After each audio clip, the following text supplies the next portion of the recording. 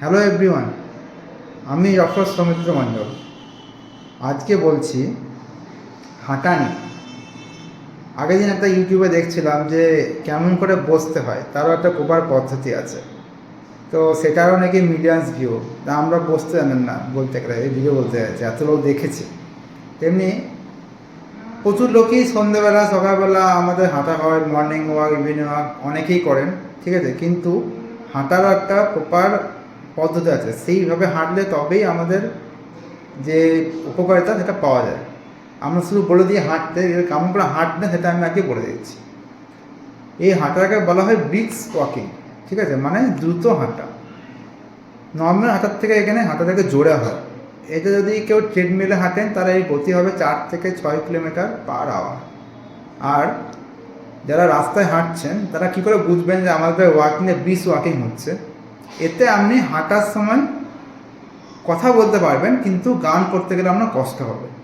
এইটা হলো বোঝার উপায় যে এটা ব্রিস্ক ওয়াকিং হচ্ছে। নর্মালি 4 থেকে 6 কিলোমিটার/আওয়ার স্পিডে হাঁটতে হবে, অথবা যেন হাঁটার সময় আপনি গান করতে পারবেন না, কিন্তু বাকি লোকের সাথে কথা বলতে পারবেন।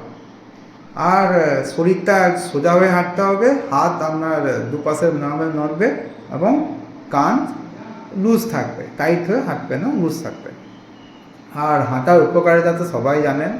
এটা মেনলি ডায়াবেটিস, সুগার এবং প্রেশার নিয়ন্ত্রণে সাহায্য করে।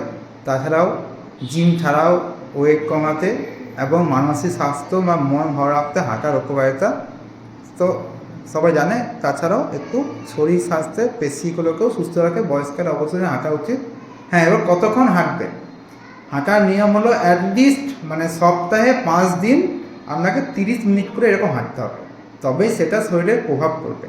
আস্তে আস্তে হেঁটে তুলতে সপ্তাহে 7 দিন হাঁটলেও এটা কোনো কাজ করবে না, কারণ এটা কার্ডিও হয় না। ব্রিস্ক ওয়াকিং করতে হবে, মানে যেমন বললাম একটু দ্রুত হাঁটা হবে, সপ্তাহে 5 দিন কম করে, এবং প্রত্যেকবার 30 মিনিট করে।